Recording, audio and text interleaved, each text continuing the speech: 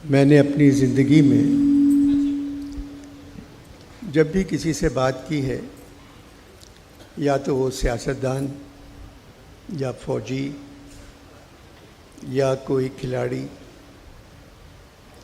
पहली मर्तबा यहाँ कुछ साल पहले शाह साहब के कहने पे मैंने राहत फ़तेह साहब का इंटरव्यू किया था, बातचीत की थी, इंटरव्यू किया। और आज मुझे माहिरा से कुछ बात करना है। पाकिस्तान टेलीविज़न की जो अदाकाराएँ हैं, मैंने उनके लिए बहुत लिखा।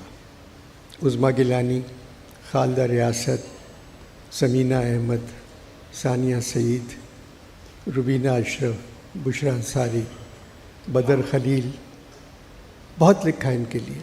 अभी तक मैंने कोई खेल माहिरा के लिए नहीं लिखा, क्योंकि जब से मैंने लिखना बंद किया है उस वक्त माहिरा मशहूर हो गई थी।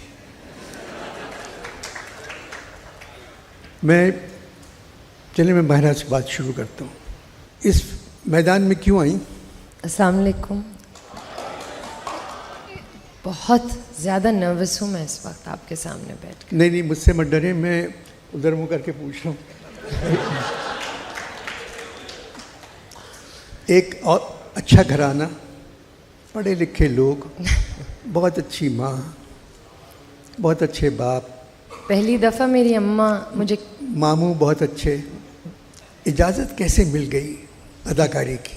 इजाज़त इस तरह मिली। खैर, मैं आपको इजाज़त से पहले की कहानी सुनाती हूँ। जब छोटी थी तो हमारे यहाँ वैसे मूवीज़ नहीं इस तरह देखी जाती थी, फिल्में नहीं देखी जाती थी, लेकिन गाने, थोड़ी बहुत शायरी, अम्मा को बहुत शौक़ था कि वो इधर से उधर टहलते हुए गाती थी, जाने वो कैसे लोग थे जिनके, पता नहीं वो इसलिए गाती थी क्योंकि उनको लगता था कि ये मेरे लिए लिखा है या उनको शौक़ था गाने का, ये मैं नहीं कह सकती। उनकी शक्ल बहुत अच्छी थी कौकब की, अभी भी बहुत अच्छी है। सामने बैठी, जी बैठी हुई हैं।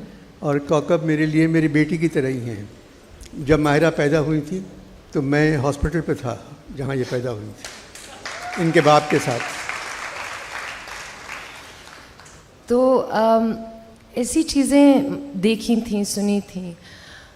और मुझे ये याद है कि एक फ़िल्म हम VCR पे लेके आए थे, जो कि जब मैं देख रही थी तो उसी वक्त मैंने, जब वो एक्ट्रेस थी, एक थोड़ा सा डांस था और वो खूबसूरत लग रही थी, एंड आई वाज लाइक, ओह, ये मुझे ये करना है।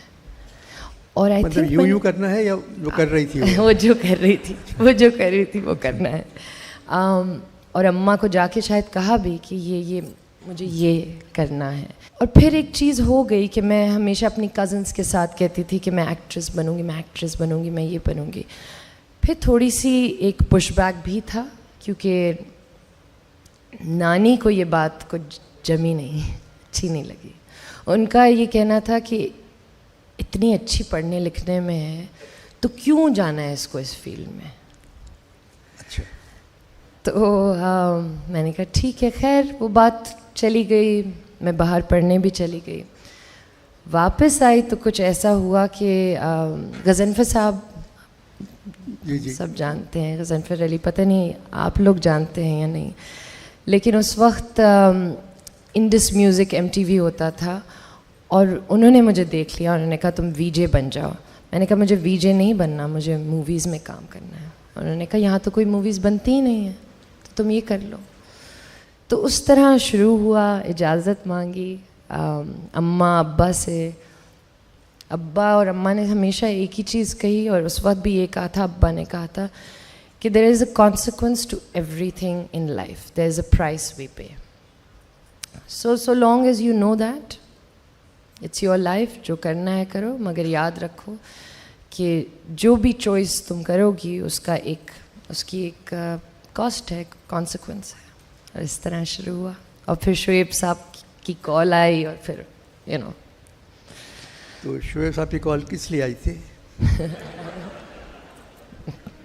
शुएब साहब की कॉल इस तरह आई थी कि उन्होंने मुझे TV पे देखा और वो बना रहे थे बोल, और उन्होंने एक मैसेज भेजा कि प्लीज़ कॉल शोएब मंसूर।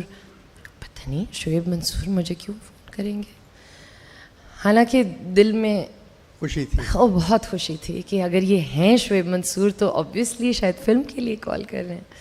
खैर उनसे बात हुई, उन्होंने कहा कि मैं एक फ़िल्म बना रहा हूँ, मैंने आपको टीवी पे देखा है और मुझे लगता है कि आप उसमें जचेंगी, एक रोल है। मैंने कहा अच्छा। उन्होंने कहा तो आप करना चाहती हैं? मैंने कहा मैं करना तो चाहती हूँ लेकिन अम्मा अब्बा से इजाज़त लेनी पड़ेगी। उन्होंने कहा अच्छा ठीक, चलें ठीक है, और कुछ? मैंने कहा शोएब साहब अभी अभी मेरा एक बेबी हुआ है। तो उन्होंने कहा हाँ तो मैंने कहा मतलब कि तुम बता देती कि मैं बोल पढ़वा चुकी हूँ। नहीं तो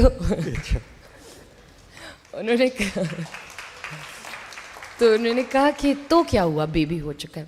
मैंने कहा मतलब अभी हुआ है, मतलब एक्चुअली अजलान मेरे हाथ में था, मेरी गोद में था और शायद 1 महीना भी नहीं हुआ होगा।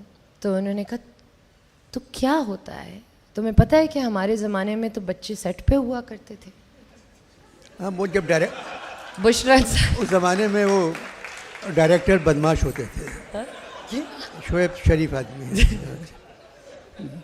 तो खैर वो बुशरा अंसारी साहब और सारी उन एक्ट्रेसेस की बात कर रहे थे जो उस वक्त जिनके बच्चे भी होते थे, वो स्कूल उठाने जाती थी, ड्रॉप करने जाती थी, खाना पकाती थी, फिर वापस पीटीवी के सेट पे आती थी। तो ये पूरा मुझे उन्होंने समझाया। मैंने कहा हाँ ऐसा ही होना चाहिए। खैर फिर इजाज़त मिल गई, फिर मैं, अम्मा, अब्बा और अजलान चारों के चारों लाहौर गए बोल की शूट के लिए। पैसे मिले बोल के? अच्छा, अगला सवाल, क्योंकि इस शौक़ के लिए एक आमदनी का ज़रिया होता है। सही। उसका जब तक मुआवजा हासिल ना हो तो फिर काम करके मज़ा नहीं आता। और बाज़ बहुत अच्छा काम है तो बग़ैर मुआवजे के भी काम अच्छा, बिल्कुल दिल लगा अगर है उसमें तो ठीक है। आपका स्क्रिप्ट पढ़ती हैं आप पहले अदाकारी करने जी से? बिल्कुल। सीधा हाथ उठाए कहें, तो कई प्लेस मैंने आपके देखे हैं जिसमें आपने स्क्रिप्ट नहीं पढ़ा है। अब मैं चाहूंगी कि उन प्लेस के नाम ले लें होता आप। तो डायलॉग याद होता है। हाँ? जी मकालमा याद होता है अगर स्क्रिप्ट पढ़ा हुआ हो तो। कई जगह आप मुस्कुराहट के साथ काम लेके वो जुमला नहीं बोलती। मुझे लगता है कि अगर स्क्रिप्ट अच्छा होता है, डायलॉग अच्छा होता है तो फिर तो बहुत आसानी से याद हो जाता है। सही कह रही। कई दफ़ा बड़े बड़े जुमले होते हैं, बड़े बड़े पैराग्राफ्स होते हैं और आप मना कर दिया करो कि इतने बड़ी बुरी बात है इतना लिखना। है ना? डायलॉग के लिए 50 सेकंड या 1 मिनट ज़्यादा नहीं होना चाहिए।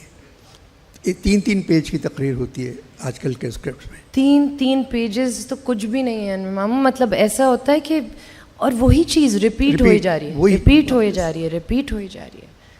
और कुछ ऐसी चीज़ें वो तो कांस्टेंट रिपीट पे चलती हैं।